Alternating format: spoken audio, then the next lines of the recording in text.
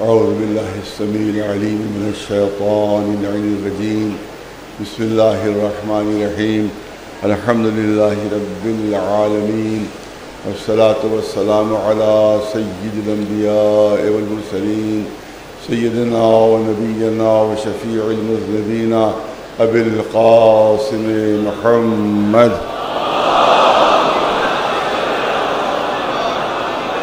أهل بيته الطيبين الطاهرين المعصومين. أما بعده، فقد قال الله سبحانه تبارك وتعالى في كتابه المبين وهو أصدق القائلين: يا أيها الرسول بلغ ما أنزل إليك من ربك وإن لم تفعل فما بلغت رسالته والله يعصمك من الناس إن الله لا يهدي القوم الكافرين. صلوات بھیجیے پر محمد و محمد. سورہ فاتحہ کی بہت سے التماس اور بہت سے پرچے دیے گئے ہیں، لہذا گزارش ہے کہ اچھے میاں اور شیخ حسین صاحب و جملہ حاضرین مسجد جتنے بھی ہیں، کتنے بھی مرحومین ہیں، ان سب کے سارے ثواب کے لیے، اور جتنے بھی حسینی مدفون ہیں ان سب کے سارے ثواب کے لیے، اور جتنے شہداء اسلام راہ اسلام میں شہید ہوئے ہیں ان سب کے سارے ثواب کے لیے ایک مرتبہ سورہ الحمد اور 3 مرتبہ سورہ قل اللہ کی تلاوت فرما دیجیے.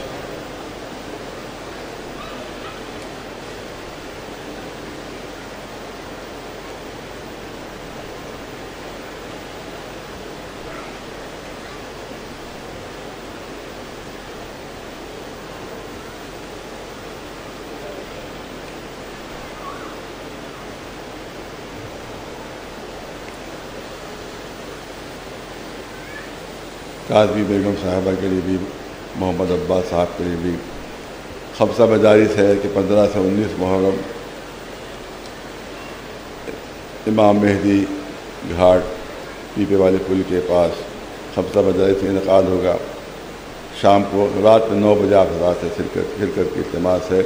13 محرم کو یوم خواتین کربلا 8 بجے شب رسیع حسینی منایا جائے گا، اس میں آپ کی شرکت کی التماس ہے. ایک صلوات بھیجے پر محمد و آل محمد. ظاہر کے سلسلے کی یہ آخری مجلس ہے، پھر شام غریبہ ہے، اس کے علاوہ 3-4 مجلسیں اور بھی ہیں. انشاءاللہ کوشش رہے گی کہ جو باتیں چھوٹ گئی ہیں وہ آگے کی مجلسوں میں بیان کی جائیں، کیونکہ موضوع بہت ہی وسیع ہے اور ہمارے لیے بنیادی حیثیت رکھتا ہے. ہمارے مذہب کے لحاظ سے اور ہمارے مسلک کے لحاظ سے بنیاد ہے یہ جو ہے میدان غدیر کا اعلان، اور یہ جو ولایت مولا علی کا اعلان کیا جا رہا ہے، یہ ہمارے مذہب کی اساس اور مذہب کی بنیاد ہے. یہاں کے اوپر بہت سے اعتراضات پہنچتے ہیں، بہت ظاہر بہت طویل معاملہ ہو جائے گا، لیکن یہ کہ علماء اسلام کا فیصلہ یہ ہے. بہت سے میرے پاس حوالے موجود ہیں، اگر کوئی بچہ جوان دیکھنا چاہے تو اس کو دکھا سکتا ہوں کہ یہ حدیث غدیر جو ہے، من کنت مولاہ فہذا علی مولا، یہ حدیث غدیر اصطلاح علم حدیث میں متواتر کہلاتی ہے. اصطلاح علم حدیث ہے جس میں متواتر کہلاتی ہے.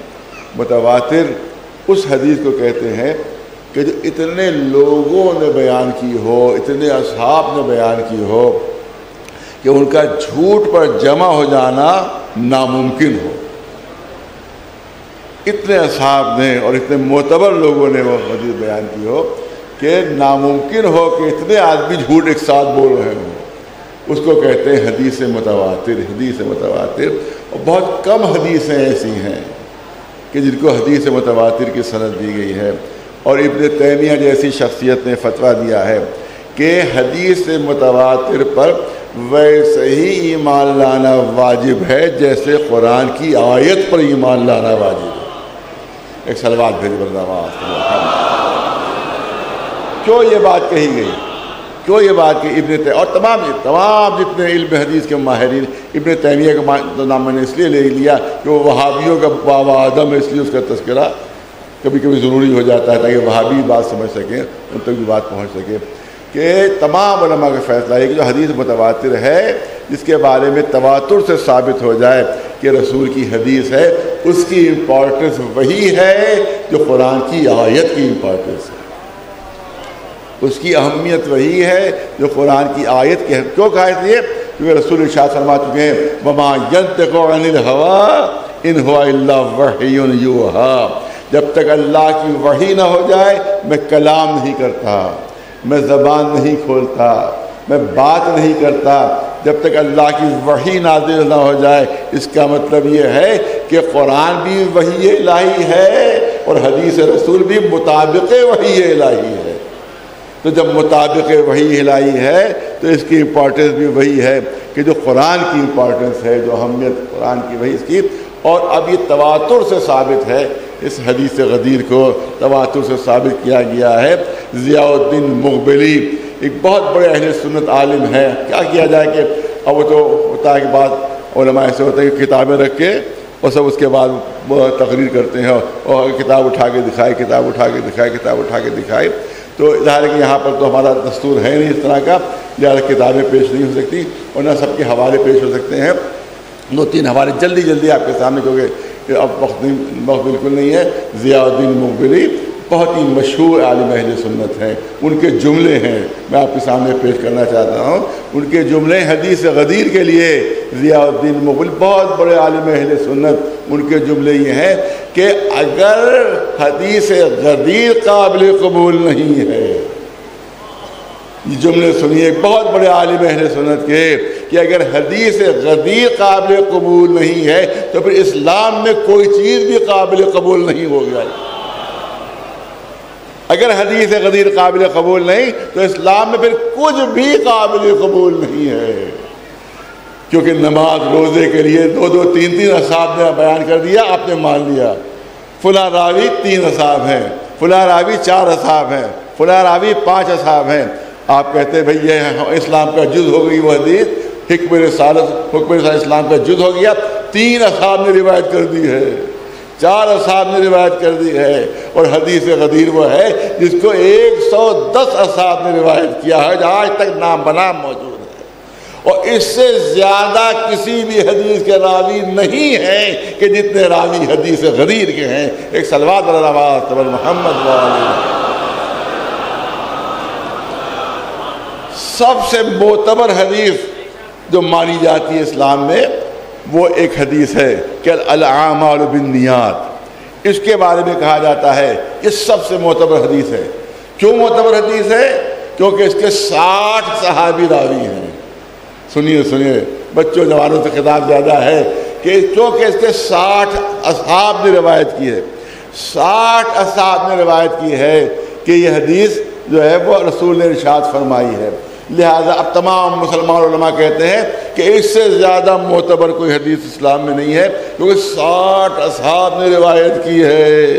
الاعمال بالنیات، کہ عمل کی بنیاد انسان کی نیت ہوا کرتی ہے، تو جس کو 60 اصحاب اگر روایت کر دیں تو علماء کہتے ہیں سب سے معتبر ہے۔ تو یاد رکھو یہ 60 اصحاب نے روایت کی ہے اور حدیث غدیر کو 120 اصحاب نے روایت کیا ہے، اس کا مطلب دگنی تعداد ہے۔ ایک صلوات ہے محمد وعلی۔ الغدیر میں 110 نام ہے اور بعد میں اور تحقیق کی گئی تو 10 نام کا اور اضافہ ہوا ہے۔ اس کا مطلب یہ ہے کہ عالم اسلام کی معتبر ترین اگر کوئی حدیث اور قول رسول ہے تو یہی ہے من کنت مولا ہو فہذا علی مولا۔ صلوات محمد اور بڑے بڑے اہل سنت علماء جو آج بحث کی جاتی ہے کہ مولا کے کیا معنی ہے، مولا کے تو 18 معنی ہے، مولا کے تو 20 معنی ہے، مولا کے تو 28 معنی ہے۔ ارے پتہ نہیں رسول اللہ نے کن معنوں میں مولا کا لفظ استعمال کیا ہے۔ ارے مولا کے معنی تو بھائی کے بھی ہیں، مولا کے معنی دوست کے بھی ہیں، مولا کے معنی پڑوسی کی بھی ہے، دنیا بھر کے اتنے معنی ہیں۔ پتہ نہیں رسول اللہ نے کن معنوں میں یہ مولا کا لفظ استعمال کیا ہے، ہم کیسے سمجھیں؟ ہم نے کہا مولویوں آج کے ملاؤں پر رسول اللہ نے مولا کے معنی نہیں چھوڑے ہیں کہ ملاؤں سے پوچھو۔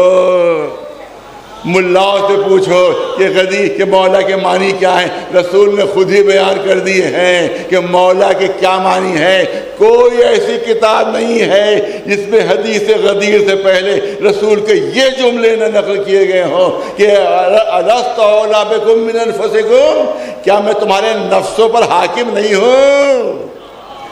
کیا میں تمہارے نفسوں پر حاکم نہیں ہوں؟ تو پہلے اپنے کو حاکم بتایا ہے، اس کے بعد حدیث غدیر پیش کی ہے، اس کے بعد کہا ہے من کنت مولا ہو وہذا علی مولا، جس کا میں حاکم ہوں اس کے علی حاکم ہے۔ صلوات اللہ محمد وعلی محمد۔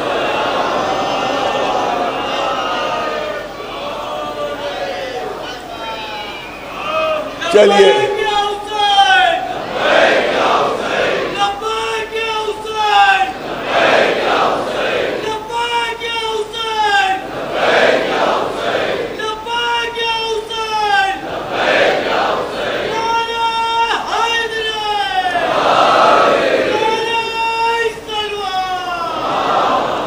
کہا جاتا ہے دوستی کا اعلان تھا، رسول نے کہا تھا کہ مجھے دوست جو رکھتے ہیں وہ علی کو بھی دوست رکھے، دوستی کا اعلان تھا۔ تو میں کہتا ہوں کہ بار بار رسول اللہ نے اپنی 23 برس کی تبلیغی زندگی میں علی کی دوستی کا اعلان کیا ہے، بار بار اعلان کیا ہے۔ اور مجھے یہ بتا کہ صرف دوستی ہی کا اعلان ہوتا تو مسلمانوں کو اتنی زحمتیں کیوں دی جاتی؟ جو آگے بڑھ گئے ہیں ان کو واپس بلا لو، جو پیچھے رہ گئے ان کا انتظار کر لو، کجاؤں کا ممبر بناؤ۔ اتنی شدید گرمی تھی، روایتوں میں ہے اتنی شدید گرمی تھی کہ اصحاب کرام نے ابا کا ایک کونا اپنے سر پر رکھا تھا اور ایک کونا اپنے پیر کے نیچے رکھا تھا، کیونکہ اگر سر سے ہٹاتے تھے تو سر جلنے لگتا تھا، پیر سے ہٹاتے تھے تو پیر جلنے لگتے تھے۔ اتنی زحمتیں دے رہے صرف دوستی کے اعلان کے لیے، صرف دوستی کے اعلان کے لیے۔ میں پڑھا لکھا مجمع میرے سامنے ہے، مجھے یہ بتاؤ کہ دوستی زیادہ اہم ہوتی ہے یا اخوت زیادہ اہم ہوتی ہے؟ نہیں، بہت توجہ چاہوں گا تاکہ بات پہنچ۔ اخوت یعنی بھائی بنانا، دوست یعنی اپنا ساتھی، یہ میرے ساتھی ہیں، یہ میرے ساتھی ہیں، اور دوسرے صاحب برابر کھڑے ہوئے تھے یہ میرے بھائی ہیں۔ تو کون افضل ہوا؟ دوست افضل ہو گیا یا بھائی افضل ہوگا؟ جس کو بھائی کہا اس کی اہمیت زیادہ ہے، جس کو دوست کہا اس کی اہمیت کم ہے۔ یہ میرے بھائی ہیں تو بالکل بھائیوں کی طرح ہیں، دوست نہیں، یہ بھائی ہیں۔ اس کا مطلب ہے کہ دوستی سے زیادہ شرف اخوت کا ہوتا ہے، دوستی سے زیادہ مرتبہ اخوت کا ہوتا ہے۔ اور پوری تاریخ میں رسول نے 2 مرتبہ علی کی اخوت کا اعلان کر دیا ہے، 2 مرتبہ علی کی اخوت کا اعلان کیا ہے کہ یہ میرے بھائی ہیں، یہ میرے بھائی ہیں۔ ایک تو خود دعوت ذوالعشیرہ میں جو میں نے کل طبری کا حوالہ دیا تھا، ارے طبری کے ذریعے سے عبداللہ ابن سبا کے گڑھے ہوئے افسانے کو پیش کیا جاتا ہے۔ ارے طبری جیسی تاریخ میں عبداللہ ابن سبا موجود ہے، عبداللہ ابن سبا طبری جیسی تاریخ میں موجود ہے، تو اسی طبری میں تو دعوت ذوالعشیرہ بھی موجود ہے، اسی طبری میں دعوت ذوالعشیرہ بھی موجود ہے، اور جس میں اعلان ہو رہا ہے کہ جو بھی میری مدد کرے گا وہ میرا بھائی ہوگا، میرا وصی ہوگا، میرا جانشین ہوگا، میرا خلیفہ ہوگا۔ صلوات اللہ علی محمد وعلی محمد۔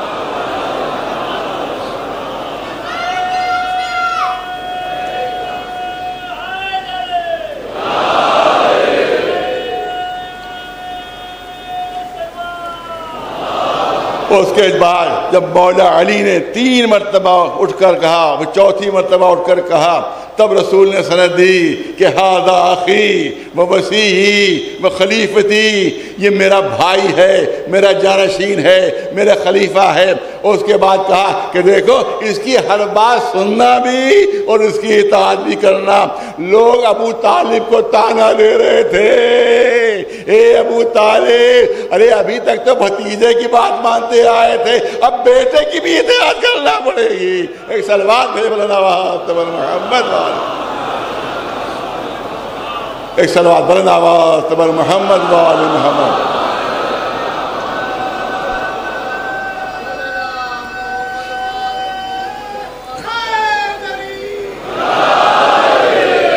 علامہ شبلی نعمانی جو مؤسس ہیں، جو فاؤنڈر ہیں ندوۃ العلماء کے، یہاں جو ندوۃ العلماء جو آپ کو یہ مدرسہ مل رہا ہے جس کی پوری دنیا میں شہرت ہے، اس کے فاؤنڈر ہے شبلی نعمانی۔ شبلی نعمانی نے کتاب لکھی ہے سیرت النبی، سیرت النبی۔ اس میں جو جملے تھے، میں نے کہا کہ دوستی افضل ہے یا اخوت افضل ہے، بھائی بنانا زیادہ افضل ہے یا دوست بنانا زیادہ افضل ہے؟ علامہ شبلی نعمانی سیرت نعمانی اس میں لکھ رہے ہیں سیرت النبی میں کہ جب رسول اللہ مدینہ تشریف لے گئے تو نئے نئے تشریف لے گئے تھے، وہاں کے لوگوں سے واقف نہیں تھے، نہ کسی کو دیکھا تھا، نہ کسی سے ملے تھے، نہ کسی سے کوئی پہلے پیسے کی دوستی تھی، جان پہچان نہیں تھی، مگر وہ کہتے، توجہ رہے، علامہ شبلی نعمانی لکھتے ہیں کہ یہ اعجاز رسول تھا، اعجاز رسول تھا کہ رسول اللہ نے ایک مہاجر کو اور ایک انصاری کو آپس میں بھائی بنایا، آپس میں بھائی بنایا۔ کہتے عجیب بات تھی، نہ رسول ملے تھے کبھی، پوری توجہ رہے، نہ کبھی ملے تھے، نہ کوئی جان پہچان تھی، نہ ان کے بارے میں واقف تھے، مگر یہ اعجاز رسول تھا کہ مہاجر اور رسول کے مہاجر جو رسول کے ساتھ گئے تھے، انصار جو مدینے سے پہلے موجود تھے، لیکن جب ایک دوسرے کو بھائی بنایا تو ایسوں کو بنایا جن کے آپس میں مزاج ملتے جلتے تھے۔ ارے توجہ رہے، جن کے آپس میں مزاج ملتے جلتے تھے، طبیعت ملتی جلتی تھی، کردار ملتا جلتا تھا، ان کو آپس میں بھائی بنایا۔ یہ اعجاز رسالت تھا کہ پہچان نہیں تھی مگر معلوم ہو گیا اس کا مزاج کیا ہے، اس کی طبیعت کیا ہے، اس کا کردار کیا ہے۔ آپس میں جو کردار ملتا جلتا تھا ان کو آپس میں بھائی بنا دیا تھا، مگر علی کو کسی کا بھائی نہیں بنایا۔ علامہ شبلی لکھتے ہیں کہ پھر علی کو کسی کا بھائی نہیں بنایا، سب کو ایک دوسرے کا بھائی بنا دیا، مگر علی کو کسی کا بھائی نہیں بنایا۔ علی ابتدا عالم میں رسول کی خدمت میں آئے، اے اللہ کے رسول، آپ نے سب کو ایک دوسرے کا بھائی بنایا۔ علامہ شبلی لکھ رہے ہیں کہ آپ نے سب کو ایک دوسرے کا بھائی بنایا، مگر مجھے کسی کا بھائی نہیں بنایا۔ اس پر رسول نے سند دی، یا علی انت اخی فی الدنیا والآخرہ، اے علی تم دنیا میں بھی میرے بھائی ہو اور آخرت میں بھی میرے بھائی ہو۔ ایک صلوات اللہ بر محمد صلی اللہ علیہ وسلم۔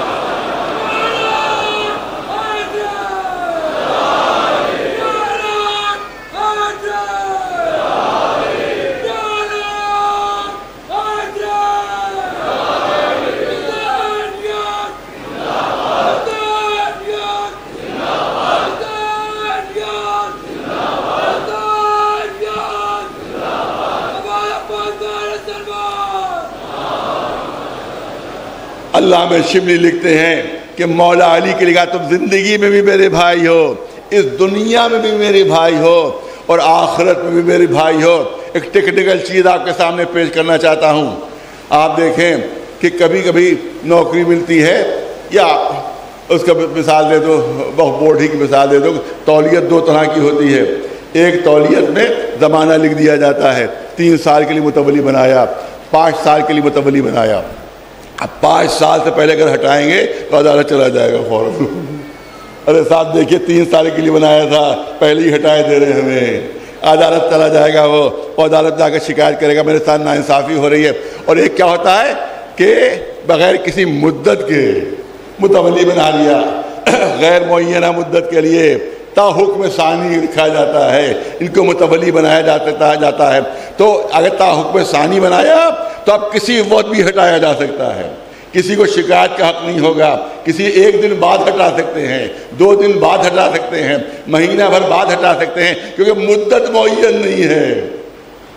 ارے توجہ رہے، کیونکہ مدت اس مثال سے سمجھانے کے لیے دے رہا ہوں کہ مدت معین نہیں ہے، لہذا کسی وقت بھی ہٹایا جا سکتا ہے۔ لیکن اگر مدت معین کر دی تو پھر وقف بورڈ کو بھی ہٹانے کا حق نہیں ہوگا۔ مثال سے سمجھانے کے لیے دے رہا ہوں، وقف بورڈ کو بھی ہٹانے کا حق نہیں ہوگا، کیونکہ مدت معین ہوگی، اگر ہٹایا تو عدالت میں چلا جائے گا۔ جتنوں کو رسول نے آپس میں بھائی بنایا اس میں کوئی مدت معین نہیں کی کہ کتنی مدت کے لیے بھائی بنایا، لہذا ان کی اخوت کینسل ہو گئی تھی۔ بعد میں اعلان ہو گیا کہ تم سب آپس میں بھائی نہیں ہو، تو جہاں مدت بیان نہیں ہوتی ہے وہاں حکم کینسل کیا جا سکتا ہے، اور جہاں مدت بیان ہو تو بیان کرنے والا خود بھی کینسل کرنے کا حق نہیں رکھتا۔ تمام اصحاب کی اخوت کینسل ہو گئی تھی، مگر علی کے لیے اعلان فرمایا یہ میرا بھائی ہے دنیا میں بھی، یہ میرا بھائی ہے آخرت میں بھی، تو اب رسول کو بھی کینسل کرنے کا حق نہیں رہا ہے۔ ایک صلوات بھیجے بلند آواز پر محمد والے۔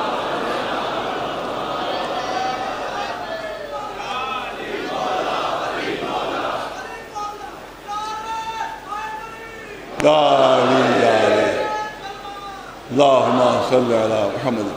اب جلدی علی مولا علی مولا علی مولا علی مولا علی مولا علی مولا علی مولا علی مولا علی مولا علی مولا علی مولا۔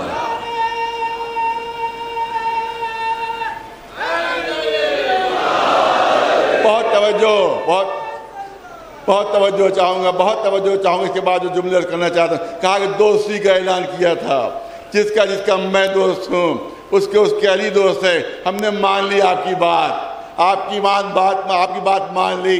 دوستی کا اعلان ہوا تھا، علی کی دوستی کا اعلان ہوا تھا، علی کی دوستی کا اعلان ہوا تھا، تو اپنی بات پر قائم رہنا، اپنی بات سے ہٹنا نہیں۔ علی تم خود کہہ رہے، ہم کہہ رہے ہیں کہ مولائیت کا اعلان ہوا، ہم کہہ رہے ہیں حکومت کا اعلان ہوا، ہم کہہ رہے ہیں ولایت کا اعلان ہوا، ہم یہ تم کہہ رہے صرف دوستی کا اعلان تھا، مگر دیکھو اپنی بات سے ہٹنا نہیں۔ دوستی کا اعلان مان رہے ہو، دوستی کا اعلان ہوا تھا، تو اب رسول کی حدیث سن لو، رسول کی حدیث سنو۔ رسول نے فرمایا ہے کہ دوست بھی 3 طرح کے ہوتے ہیں، دشمن بھی 3 طرح کے ہوتے ہیں۔ رسول کی حدیث سن لو، توجہ پہلی مرتبہ آپ کی خدمت میں عرض کر رہا ہوں، رسول کی حدیث سن لو۔ رسول نے ارشاد فرمایا ہے کہ دوست بھی 3 طرح کے ہوتے ہیں، دشمن بھی 3 طرح کے ہوتے ہیں۔ 3 طرح کے دوست ہوتے ہیں، ایک تو ڈائریکٹ ہمارا دوست ہے، توجہ رہے، ایک تو ڈائریکٹ براہ راست ہمارا دوست ہے، وہ بھی دوست ہوتا ہے، اور پھر جو دوست کا دوست ہو، ارے توجہ، رسول ارشاد فرما رہے ہیں جو دوست کا دوست ہو وہ بھی ہمارا دوست ہوتا ہے، اور جو دشمن کا دشمن ہو وہ بھی ہمارا دوست ہوتا ہے۔ تو دوستی کے لیے شرط یہ ہے کہ جو دشمن کا دشمن ہو وہ بھی ہمارا دوست ہوتا ہے، جو ڈائریکٹ ہو وہ بھی دوست، جو دوست کا دوست ہو وہ بھی دوست۔ اور دشمن بھی 3 طرح کے ہوتے ہیں، ایک ڈائریکٹ دشمن ہوتا ہے، وہ پوری توجہ رہے، ایک ڈائریکٹ دشمن ہوتا ہے، وہ بھی دشمن ہوتا ہے، اور پھر کہ جو دشمن کا دوست ہوتا ہے وہ بھی دشمن ہوتا ہے۔ رسول فرماتے ہیں کہ جو دشمن کا دوست ہوتا ہے وہ بھی دشمن ہوتا ہے۔ تو اس رسول کی بنائی ہوئی کیٹیگری پہ تو کم از کم باقی رہو، اس کیٹیگری پہ تو کام رہو کہ علی کا جو دوست ہے اس کو اپنا دوست مانو، اور جو علی کا دشمن ہے اس کو اپنا دشمن مان لو، ہم بات تمہاری مان لیں گے۔ ایک صلوات بھیجے بلند آواز پر محمد وعلیہ۔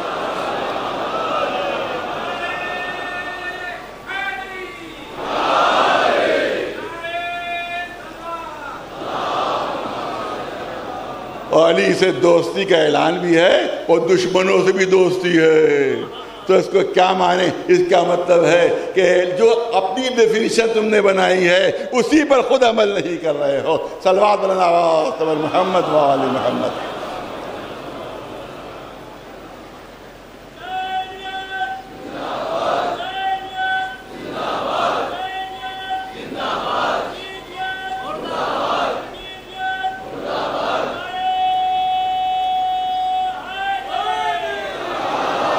عاشور کے دن انشاءاللہ، عاشور کے دن انشاءاللہ 4 بجے 4:30 بجے قریب یہاں پر اسی حسینیہ میں فاقہ شکنی ہوگی۔ محمد نقوی صاحب کی طرف سے آپ شرکت کے التماس ہے۔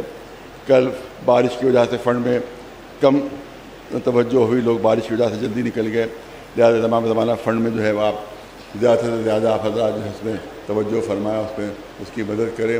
اسی طرح سے آپ جو ہے وہ کل کی میری اپیل کا بہت مثبت اثر ہوا۔ میں نے کل ساری یہ نہ سمجھیں کہ وہی ہوشیار ہیں، یہ نہ سمجھیں کہ وہی ہوشیار ہیں۔ میں نے کل بھیج کر جہاں جہاں جہاں جہاں جہاں جہاں تصویریں نہیں لگی تھیں سب کی ویڈیو بنوا لی تھی، صبح تک تصویریں نہیں لگی ہوئی تھیں۔ میں نے کہا اگر مخبر کو پہچاننا ہو کہ کون پولیس کا مخبر ہے تو بڑا آسان پہچان خود پولیس نے فراہم کر دی ہے، خود پولیس نے آسان پہچان فراہم کر دی ہے۔ جہاں جہاں تصویریں نہ لگی ہوں سمجھ لو پولیس کا ایجنٹ ہے، سمجھ لو پولیس کا مخبر ہے۔ تو جہاں جہاں تصویریں نہیں لگی تھیں سب کے فوٹو میرے پاس محفوظ ہیں۔ صبح تک جنہوں نے نہیں لگائی تھی کل میری مجلس سے پہلے تک، ارے توجہ رہے اور واضح کر دوں، میری مجلس سے پہلے تک جنہوں نے تصویریں نہیں لگائی تھیں سارے ان کے فوٹو میرے پاس محفوظ ہیں، سارے ویڈیو موجود ہیں۔ اور میری مجلس کے بعد کئی جگہ ایسی ہیں کہ وہ تصویریں لگ گئی، یہ معلوم انہیں نے نہیں لگائی تھیں بلکہ پولیس نے لگوائی تھی کہ بھیا راز کھولے دے رہے ہو تم تو، بڑی مشکل سے ہم تمہارے چہرے پر پردے ڈالے ہوئے ہیں اور تم پردہ اٹھائے دے رہے ہو، لہذا جو پولیس اتار رہی تھی وہی تصویریں لگوا رہی تھی۔ ایک سلوات میرے بڑا نواز محمد والا۔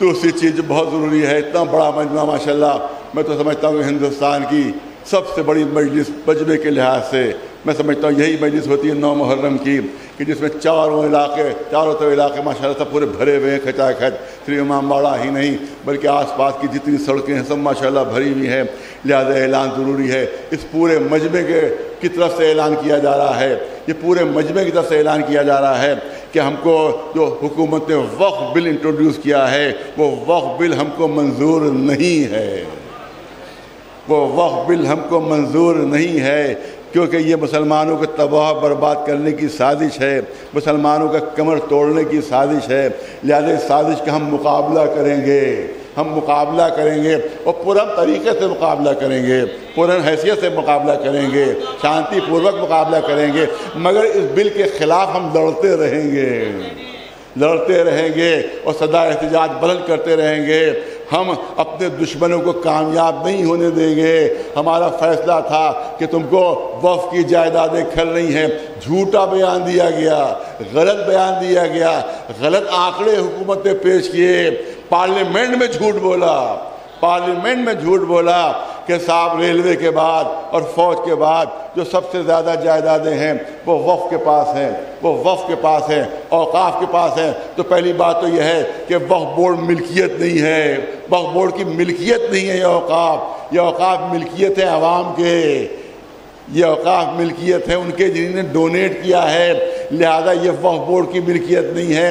اور دوسری چیز یہ عرض کروں کہ آنکڑوں کے ذریعے ثابت ہوا ہے کہ صرف تامل ناڈو میں، صرف ایک صوبے میں مندروں کے پاس اتنی بڑی بڑی جائیدادیں اور زمینیں ہیں جو پورے ہندوستان کے اوقاف سے 4 گنا زیادہ ہیں، صرف ایک صوبے میں 4 گنا زیادہ جائیدادیں ہیں۔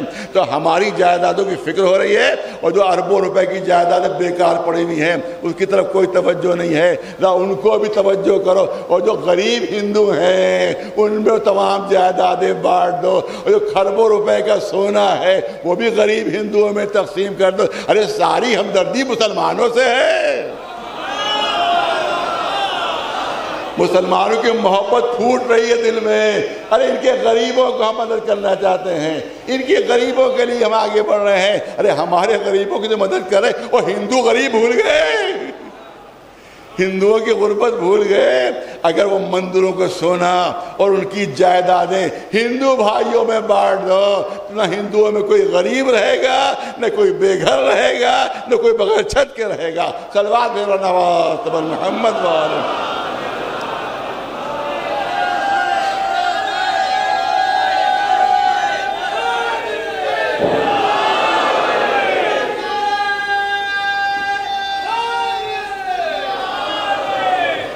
اور دوسری اپیل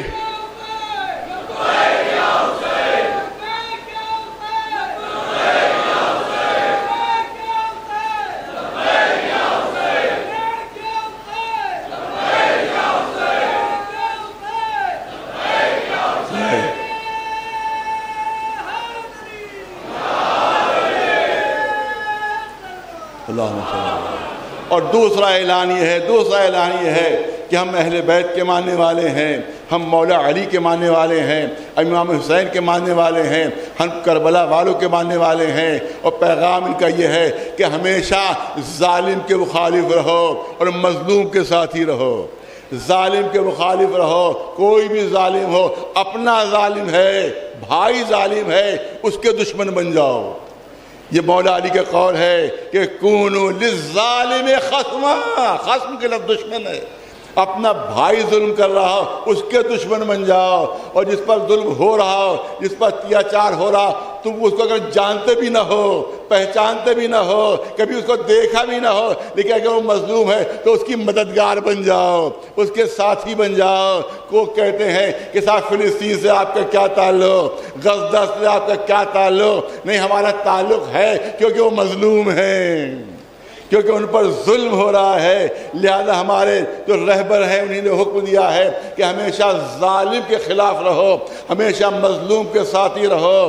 وہاں کے اوپر بچے بھوکے مارے جا رہے ہیں، پیاسے مارے جا رہے ہیں۔ ہمارے کچھ مولوی کہتے ہیں جو حکومت کے ایجنٹ مولوی ہیں، وہ کہتے ہیں ارے محرم میں صرف اہل بیت کا ذکر کیجئے، صرف کربلا کا ذکر کیجئے، صرف کربلا کے پیاسوں کا ذکر کیجئے، کوئی ذکر اور نہیں ہونا چاہیے، نہ فلسطین کا ذکر ہونا چاہیے، نہ غزہ کا ذکر ہونا چاہیے، نہیں ہونا چاہیے۔ اس سے کیا تعلق محرم سے؟ ہم کہتے ہیں ہر مظلوم کا تعلق محرم سے ہے، ہر مظلوم کا تعلق محرم سے ہے۔ اگر تم کہو کہ مظلومین کا ذکر نہ ہو تو اس کا مطلب یہ ہے کہ تم کربلا کی روح بھی نہیں جانتے، کربلا کی جان نہیں، تم نے کربلا رٹ تو لی ہے مگر یہ نہیں معلوم کہ مقصد کربلا کیا ہے، ہدف کربلا کیا ہے۔ صلوات بھیج اللہ محمد وآلہ محمد۔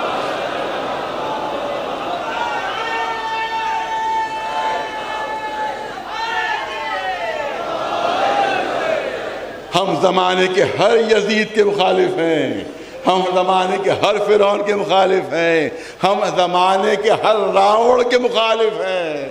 ارے توجہ رہے، ہم زمانے کے ہر راوڑ کے مخالف ہیں، ہم زمانے کے ہر یزید کے مخالف ہیں۔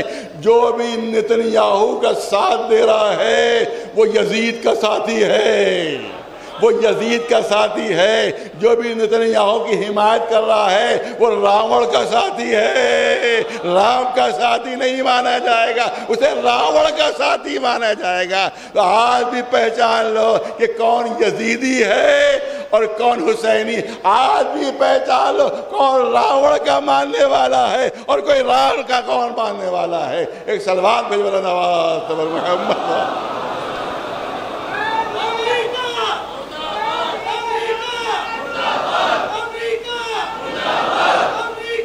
مرد آباد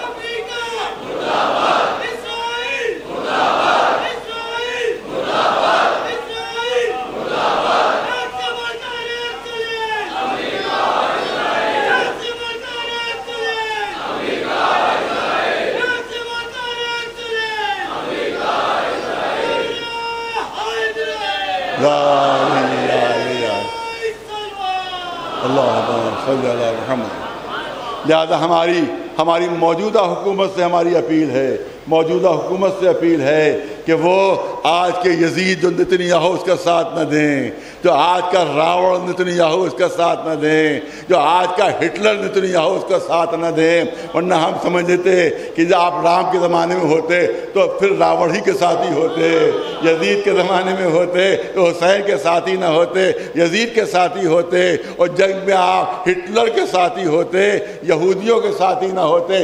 ہٹلر نے خود کہہ دیا تھا کہ کچھ یہودیوں کو ہم نے اس لیے چھوڑ دیا ہے کہ دنیا یہ دیکھ لے کہ ہوتے کیسے ہیں یہ، اور ہم نے ان کو مارا کس لیے۔ آج ثابت ہو رہا ہے اس طرح سے بچوں کو مار رہے ہیں، عورتوں کو مار رہے ہیں، بھوکا پیاسا مار رہے ہیں۔ لہذا مظلوم کو حمایت کرنا ہمارے مذہب کا جز ہے، ہمارے مذہب کی روح ہے۔ صلوات محمد بس بات کو مکمل کر دوں، بات رہ جائے گی۔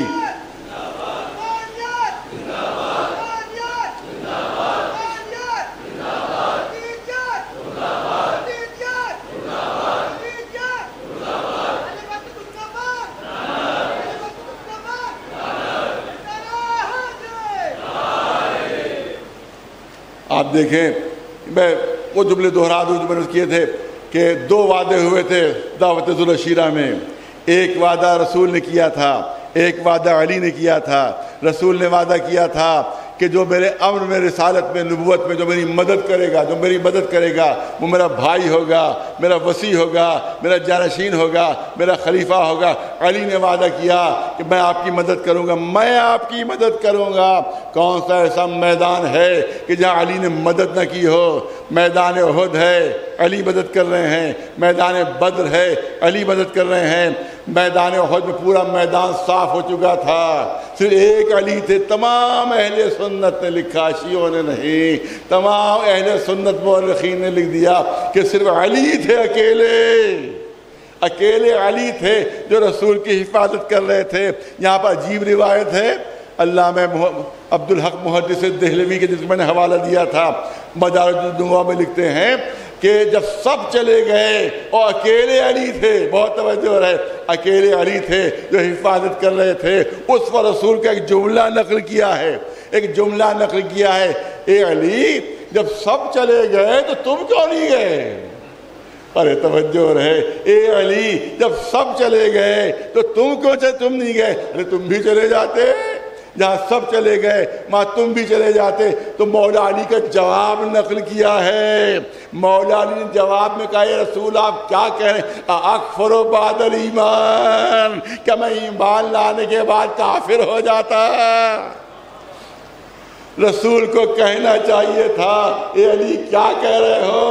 ارے یہ میدان جنگ سے بھاگ رہے ہیں، اسلام سے نہیں بھاگ رہے ہیں، یہ مسلمان ہے۔ لیکن رسول کی خاموشی بھی حدیث ہے، رسول کی خاموشی بھی حدیث ہے۔ علی کا کہنا اور رسول کی تکذیب و تردید نہ کرنا اس بات کی دلیل ہے کہ رسول کی نگاہوں میں جتنے جا رہے تھے سب دائرہ اسلام سے خارج ہوئے جا رہے تھے۔ ایک صلوات بھیجو محمد وآلہ۔ اور کل کے جملوں کو آپ نے روا روی میں سن لیا تھا۔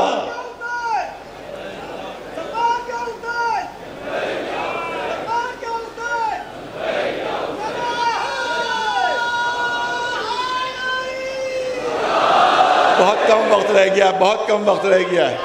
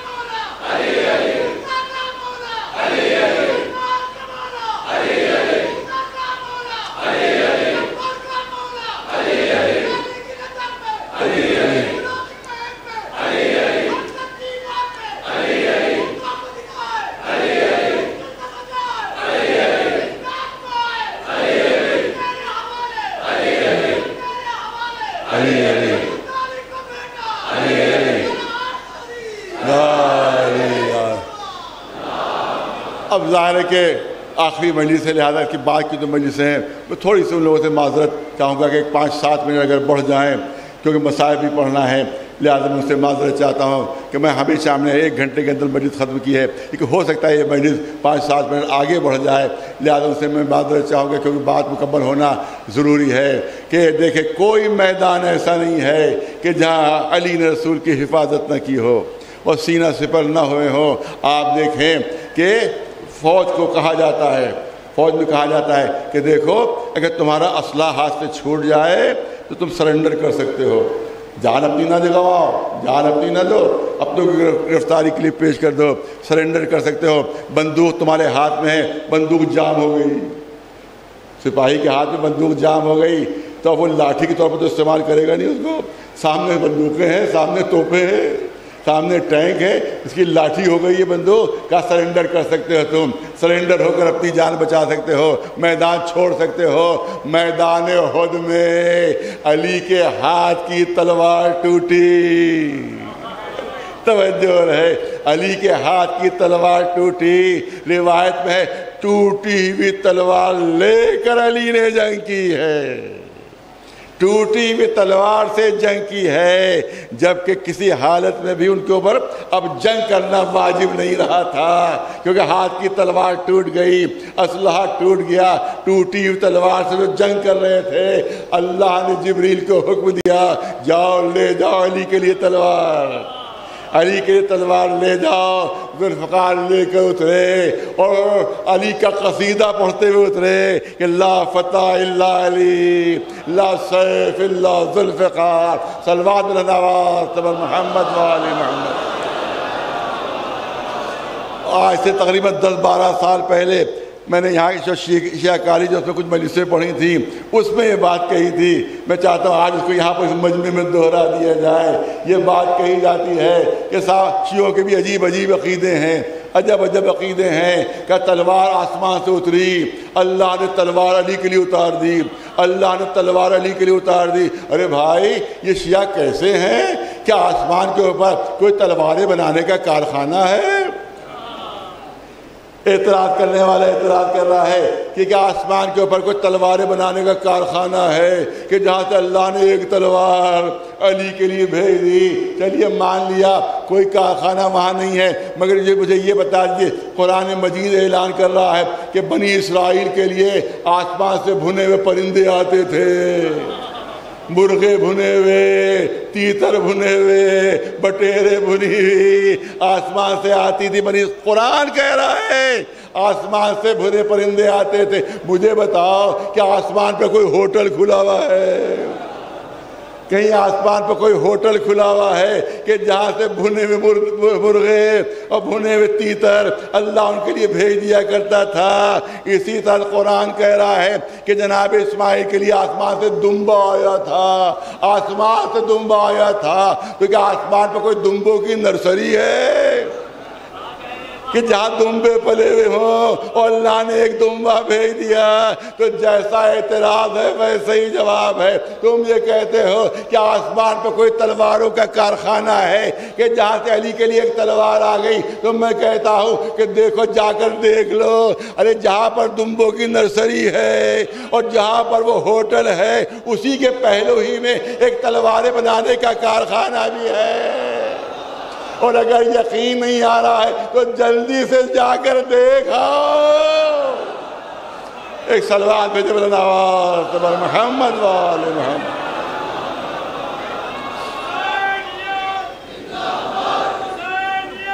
زندہ باد۔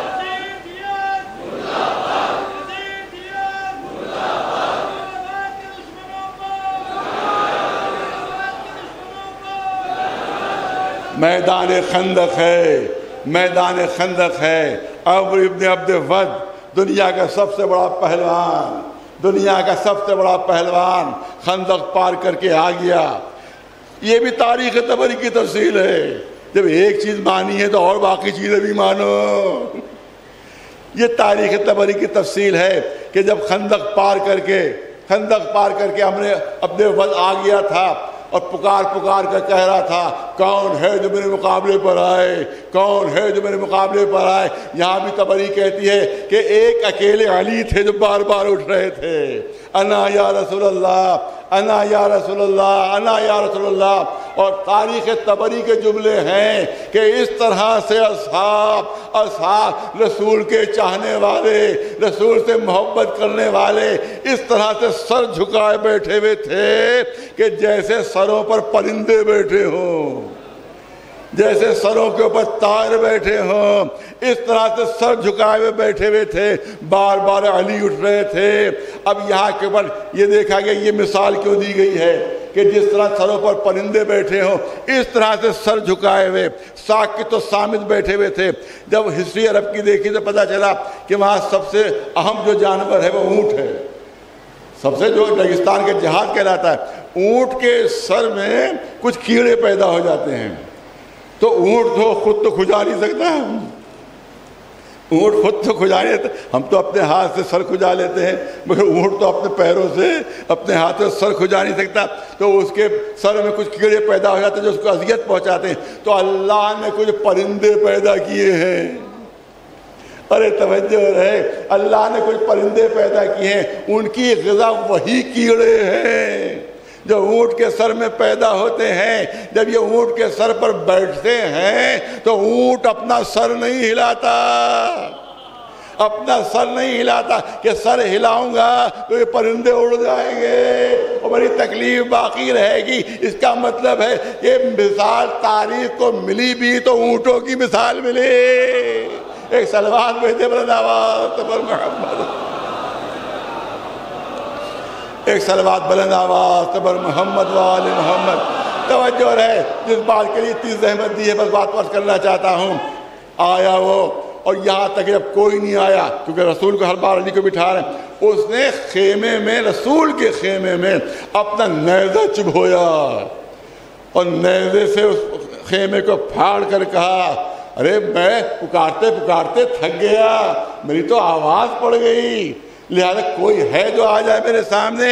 اس وقت رسول نے جملہ کہا کہ من لہذا الکلب، اس کتے کے لیے کون جا رہا ہے، یہ کتے کے لیے کون جا رہا ہے۔ یہاں پر یہ کہا جاتا ہے کہ رسول نے کتا کہہ دیا، لہذا اب ہمیں بھی گالیاں بکنے کا حق حاصل ہے، ہم بھی کسی کو برا بھلا کہہ سکتے ہیں۔ جب رسول کتے کا لفظ استعمال کر رہے ہیں تو ہم بھی کسی کو برا بھلا کہہ سکتے ہیں۔ یاد رکھیے کہ رسول خلق عظیم کے حامل ہیں، خلق عظیم کے، کوئی بھی ایسا لفظ اس کی زبان پر نہیں آ سکتا جو تہذیب کے خلاف ہو۔ پوری توجہ رہے، درس کرنا چاہتا ہوں، رسول کی زبان مبارک پر کوئی بھی ایسا لفظ نہیں آ سکتا جو تہذیب کے خلاف ہو، جو اخلاق کے خلاف ہو۔ پھر بھی کیوں کہہ دیا من ھذا الکلب، یہ جملہ تہذیب کے خلاف نہیں ہے۔ رسول نے جو اس کو کلب کہا ہے، جو کلب کہا ہے، دراصل اس کی ماہیت بیان کی جا رہی ہے، اس کی حقیقت بیان کی جا رہی ہے کہ دیکھو دیکھنے میں تو یہ انسان جیسا ہے مگر ماہیت میں کتا ہے، مگر حقیقت میں کتا ہے۔ لہذا رسول نے پہچانوا دیا کہ کون انسان ہے اور کوئی ماہیت میں کتا ہے، پہچانوا دیا۔ قیامت تک کے لیے ماہیت پہچان لینا، حقیقت پہچان لینا۔ جو در معصوم پر آ کر توہین کرے بشکل انسان ہوگا مگر ماہیت میں وہ کتا ہوگا، حقیقت میں وہ کتا ہوگا۔ ایک سلوات میں جبران آواز پر محمد وآل محمد۔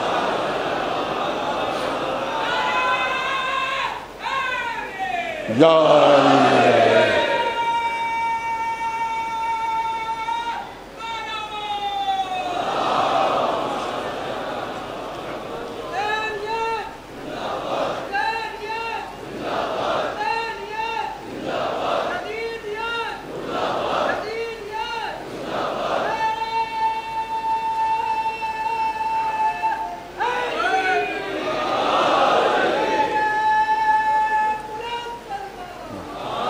اب قرآن مجید نے منظر کشی کی ہے، جنگ خندق کی منظر کشی ہے، جنگ خندق کی منظر کشی ہے، وہ قرآن مجید میں ہے۔ کسی نے مورخ نے لکھا ہوتا تو گردن کاٹ دی جاتی، کسی قلم نے لکھا ہوتا تو ہاتھ کاٹ دیا جاتا، مگر کیا کیا جائے، قرآن نے منظر کشی کی ہے کہ تمہارے اصحاب کے سلسلے میں کہا جاتا ہے کہ صاحب برا بھلا نہ کہو، تو ہم کبھی برا بھلا نہیں کہتے، لیکن دیکھو تو قرآن کو تو روک لو، قرآن کی منظر کشی تو روک لو۔ قرآن منظر کشی کر رہا ہے کہ جس وقت امر آواز دے رہا تھا، جس وقت امر آواز، اے مسلمانوں تمہارا عالم کیا تھا، تمہاری حالت کیا تھی؟ قرآن مجید منظر کشی کر رہا ہے، اذ زاغت الابصار وبلغت القلوب الحناجر ویظنون باللہ الظنونا۔ ارے جب امر آوازیں دے رہا تھا تو مسلمانوں تمہارا عالم یہ تھا کہ تمہاری آنکھیں پلٹ گئی تھی ڈر سے، اے مسلمانوں خوف سے تمہاری آنکھیں پلٹ گئی تھیں اور کلیجے اچھل اچھل کر حلق میں آ گئے تھے۔ قرآن کہہ رہا ہے مسلمانوں تمہارے کلیجے اچھل اچھل کر حلق میں آ گئے تھے اور اللہ کے لیے عجیب عجیب بدگمانیاں کرنے لگے تھے کہ پتہ نہیں اللہ ہے بھی یا نہیں ہے۔ یہ اصحاب رسول کی پیشین گوئی، یہ اصحاب رسول کی منظر کشی قرآن مجید کر رہا ہے۔ اب قرآن مجید کبھی کفر کا فتویٰ دے دو، ایک سلوات بھیجے بلند آواز تبر محمد، ایک سلوات بلند آواز تبر محمد وآل محمد۔ اسی لیے اسلام سے اگر علی کو ہٹا لو تو سوائے شکست کر کچھ نہیں رہے گا، سوائے رسوائی کر کچھ نہیں رہے گا۔ میدان احد سے ہٹاؤ تو صرف فرار ملے گا اور کچھ نہیں ملے گا۔ میدان خندق سے ہٹاؤ تو اچھلتے ہوئے کلیجے ملیں گے، پتھرائی ہوئی آنکھیں ملیں گی۔ ایک سلوات بھیجے بلند آواز تبر محمد وآل محمد۔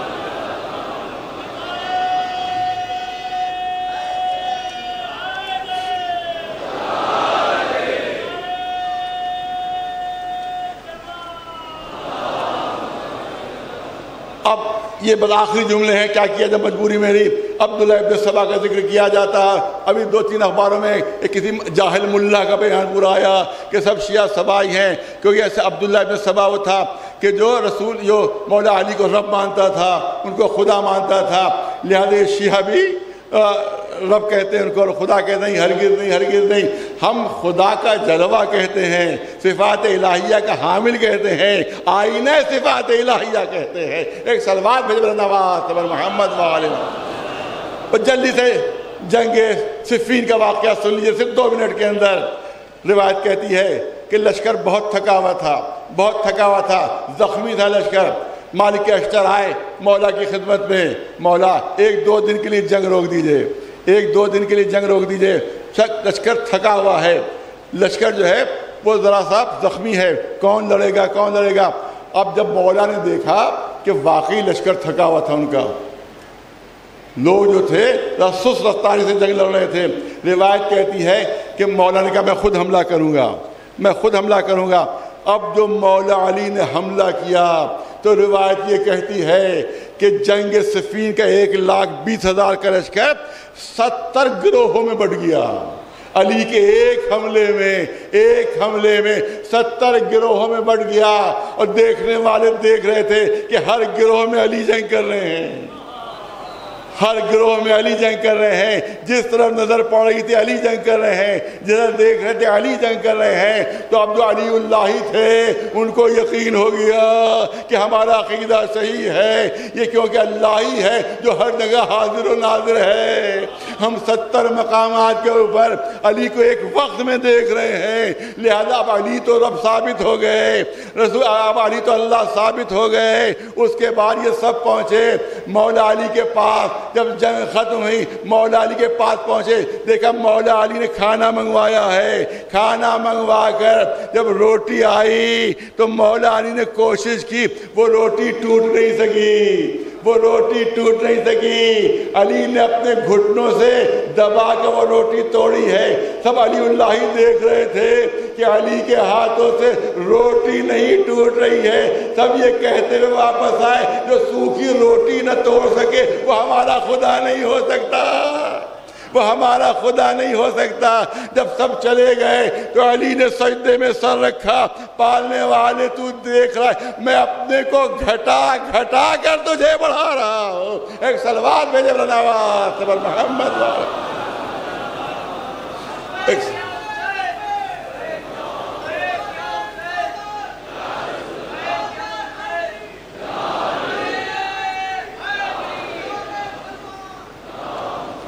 یہی وہ ہیں جنہوں نے اسلام کی حفاظت کی ہے، یہی وہ ہیں جو اسلام کے سینہ سپر رہے ہیں۔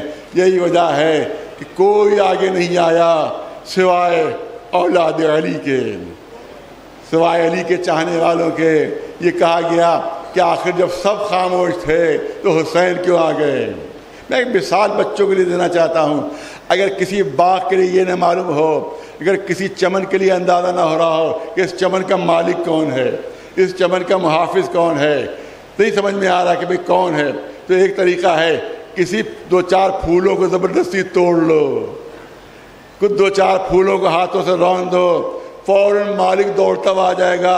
ارے بڑی مشکل سے چمن لگایا ہے، بڑی محنت سے چمن لگایا ہے۔ تو عام لوگوں کو فکر نہیں ہوتی کہ چمن چاہے لٹ جائے چاہے باقی رہے، جس نے چمن لگایا ہے فکر انہی کو ہوتی ہے، کیونکہ اسلام کا چمن ان کے خون سے سینچا گیا ہے، لہذا انہی کو فکر تھی، لہذا اس کی حفاظت کے لیے حسین آ رہے ہیں، اس کی حفاظت کے لیے عباس آ رہے ہیں، اس کی حفاظت کے لیے قاسم آ رہے ہیں، اور اسی کی حفاظت کے لیے ایک 6 مہینے کا سپاہی بھی ہے، اسی کی حفاظت کے لیے ایک 6 مہینے کا سپاہی بھی ہے۔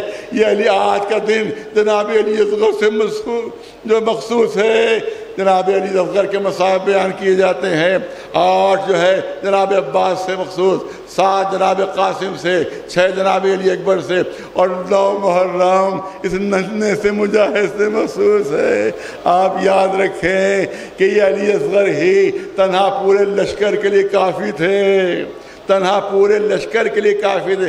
آپ مثال آپ کے سامنے پیش کروں کہ جس وقت عرب والد نے اپنے لمبے لمبے قصیدے کعبے میں آویزہ کیے تھے جن پر فخر تھا، تو رسول اللہ نے سب سے چھوٹا سورہ جو سورہ کوثر جب وہ آویزہ کیا تو تمام جتنے بھی بڑے بڑے شاعر تھے اور ادیب تھے انہوں نے اپنی ہار تسلیم کر لی کہ اس چھوٹے سے سورے کا مقابلہ ہمارا ادب نہیں کر سکتا۔ ارے قرآن نبوت، قرآن رسالت اور قرآن امامت کا سب سے چھوٹا سورہ علی اصغر ہے، اور اس علی اصغر کا مقابلہ وہ دشمن نہیں کر سکتے تھے، لہذا ہمیشہ جو سب سے مضبوط اسلحہ ہوتا ہے، جو سب سے کارگر اسلحہ ہوتا ہے، وہ سب سے آخر میں استعمال کیا جاتا ہے۔ لہذا آج بھی ایران اعلان کر رہا ہے کہ ابھی ہم نے تو اپنے اسلحے استعمال ہی نہیں کیے، جو ہمارے اسلحے ہیں ابھی تو وہ استعمال ہی نہیں ہوئے، اس کا مطلب یہ آخر میں اسلحہ نکالا جاتا ہے۔ علی اکبر شہید ہو گئے، عباس شہید ہو گئے، قاسم شہید ہو گئے، اب حسین کو کربلا فتح کرنا ہے تو ننھے سے مجاہد کو لے کر آئے جو صرف 6 مہینے کا تھا، جو پیاس سے تڑپ رہا تھا۔ ارے تم کہتے ہو کہ کربلا میں مسلمان تھے۔ آج کی مجلس کا طریقہ یہ ہے کہ مجلس کے بالکل آخر میں امامہ اتارا جاتا ہے، تو جب میں امامہ اتاروں گا تبھی مجمع سمجھے کہ مجلس ختم ہو رہی ہے۔ امامہ میرے اتارنے سے پہلے کوئی بھی مجلس میں نہ اٹھے، نہ زنجیری ماتم کرنے والے اٹھیں، نہ خواتین اٹھیں، کیونکہ مجلس جاری رہے گی۔ جب میرا امامہ ہاتھ میں آ جائے تب سمجھیے مجلس ختم ہو رہی ہے۔ لہٰذا گزارش یہ ہے کہ اس سے پہلے آپ مجلس میں نہ اٹھیں ورنہ مجلس ڈسٹرب ہو جائے گی۔ ہاں وہ ننھا سے مجاہد جو حسین کی مظلومیت کی دلیل، وہ ننھا سا سپاہی جو فاتح میدان کربلا ہے، جس نے کربلا کو فتح کیا ہے، وہ ننھا سا علی اصغر ہے۔ تم کہتے ہو کہ مسلمان سے مثال پیش کرنا چاہتا ہوں، بچے سمجھے، جوان سمجھے۔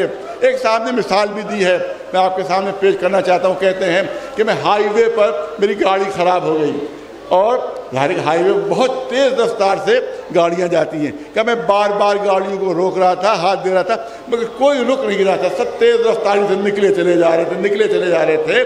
تو میں نے ایک ترکیب کی، میں نے کیا کیا، میرا گاڑی میں ایک چھوٹا سا میرا بچہ تھا، 5-6 مہینے کا بچہ تھا، دھوپ بہت تیز ہو رہی تھی، بہت شدید موسم تھا، کیا میں اس بچے کو لے کر سڑک کے کنارے کھڑا ہوں گا، اس چھوٹے سے معصوم بچے کو اپنے میں سڑک کے کنارے لے کر کھڑا ہو گیا۔ کہتے ہیں کہ میرے اشارے پر کوئی گاڑی نہیں رک رہی تھی، دھیمی بھی نہیں ہو رہی تھی، لیکن جیسے ہی میرے آغوش میں ایک ننھا سا بچہ دیکھا، ایک کے بعد ایک گاڑیاں رکنے لگی، ایک کے بعد ایک رکنے لگی، ایک گاڑی رکی، اس کے بعد دوسری، پھر تیسری، لوگ گھبرا کر باہر نکلے۔ ارے آپ پر کیا ہو گیا؟ ایک ننھے سے بچے کو دھوپ میں لیے کھڑے ہوئے، بتائیے کیا بات پڑ گیا؟ کون سی مصیبت آ گئی آپ پر جو آپ ایک چھوٹے سے بچے کے لیے سڑک پر کھڑے ہوئے ہیں؟ تو اگر انسانیت موجود ہو تو ایک چھوٹے سے بچے کو کوئی دھوپ میں بھی نہیں دیکھ سکتا۔ یہ کیسے مسلمان تھے کہ رسول کا پوتا ہے، 3 دن کا بھوکا پیاسا ہے، نواز رسول کے ہاتھوں میں ہے، اور 3 بال کا دل۔ ادادارو مجلس ختم کرنا چاہتا ہوں، میں نے کبھی مثال دی تھی، پھر عرض کر دوں۔ قریبی میں بلرامپور ہاسپٹل ہے، وہاں جا کر معلوم کر لیجئے گا۔ میں بڑا بہت بچپنا تھا میرا، وہاں جنگل میں ایک بچہ ملا لوگوں کو بھیڑیے کے بھٹ میں، اور اس کو وہاں سے لے کر وہ آئے اور جا کے بلرامپور اسپتال میں اس کو بھرتی کر دیا۔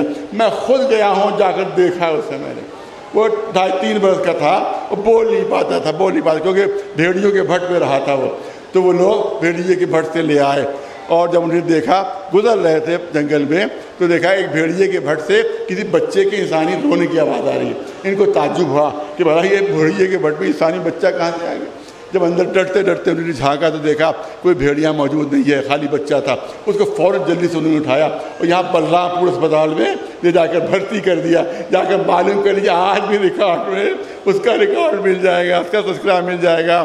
اور اس کے بعد یہاں پر اس کا علاج ہوا۔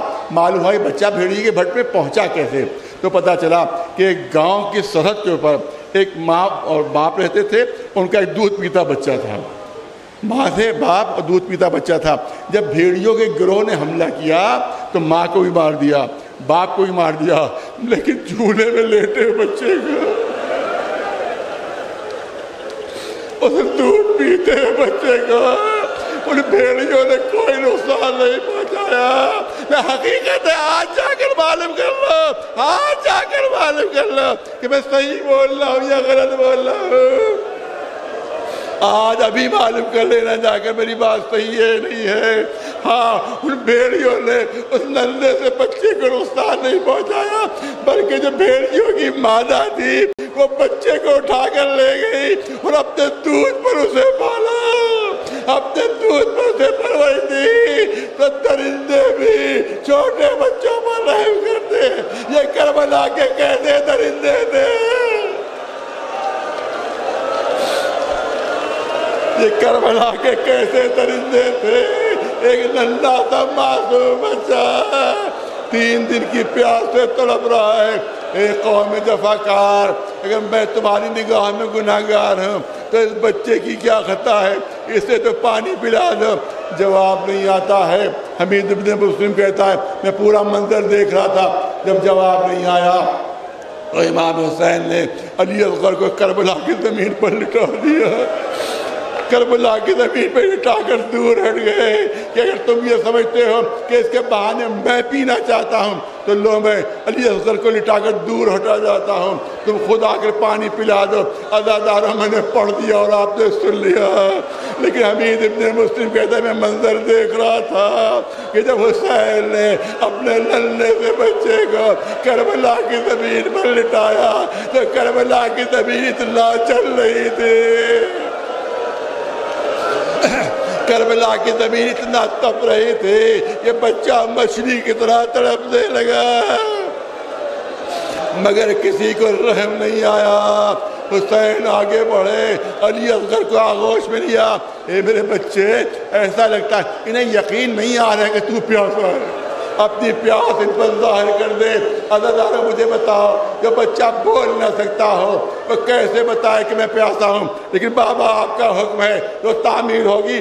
حمید کہتا ہے میں منظر دیکھ رہا تھا، یا تو علی اصغر کا چہرہ باپ کی طرف تھا، آہستہ آہستہ اپنا چہرہ گھمانا شروع کیا، اتنا گھمایا کہ فوج کی طرف رخ ہو گیا۔ علی اصغر نے بڑی مشکل سے اپنی سوکھی ہوئی زبان باہر نکالی، اپنے سوکھے ہوئے ہونٹوں پر پھیرنا شروع کی۔ ارے ظالمو، دیکھو میں کتنا پیاسا ہوں، اے یزیدیو دیکھو کتنا پیاسا ہوں۔ روایت کہتی ہے کہ لشکر یزیدی میں تلاطم مچ گیا، لوگ منہ پھیر کر رونے لگے. عمر سعد کو خطرہ ہوا کہیں بغاوت نہ ہو جائے میرے خلاف, کہیں لشکر میرا باغی نہ ہو جائے. حرملہ کو آواز دی, اے حرملہ, ارے بہت دنوں سے نمک کھا رہا ہے, نمک حلالی کا وقت آ گیا ہے, بچے کے گلے پر تیر مارنا ہے. اس ملعون نے 3 بھار کا تیر چلے کمان میں جوڑا, علی اصغر کا نشانہ لیا. روایت کہتی ہے کہ حرملہ کے ہاتھ کانپے اور تیر و کمان چھوٹ کر زمین پر گر پڑے. عمر سعد نے کہا اے حرملہ, تو اس وقت دنیا کا سب سے بڑا تیر انداز ہے اور تیرے ہاتھ کانپ رہے ہیں, ہاتھ کانپ رہے ہیں. حرملہ نے جواب دیا ابھی جو میں نے منظر دیکھا تو اسے کیسے بیان کروں. جیسے ہی بنے بچے کا نشانہ دیا ایسا لگا ایک نقاب پوش بی بی سر پیٹتی ہوئی سامنے آئے. اے ظالم کیا ظلم کر رہا ہے, ننھا سا بچہ, 3 بھار کا تیر آ کر لگا. علی اصغر تڑپنے لگے, علی اصغر تڑپنے لگے. حسین نے وہ تیر نکالنا چاہا, علی اصغر کے گلے سے وہ تیر نکالنا چاہا. جب بھی تیر نکالنا چاہتے تھے علی اصغر تڑپنے لگتے تھے. حسین تیر نہیں نکال پا رہے تھے. تیر نکالے تو کیسے, جب بھی نکالنا چاہتے علی اصغر تڑپنے لگتے تھے. اے بیٹا علی اصغر, اے بیٹا علی اصغر, تم علی کے لال ہو, ذرا صبر کرو, میں تیر نکال رہا ہوں, تمہیں صبر کرنا ہوگا. عزادارو تیر تو نکال لیا مگر علی اصغر نے دم توڑ دیا, علی اصغر نے دم توڑ دیا. حسین آئے, ایک قبر کھودی ذوالفقار سے.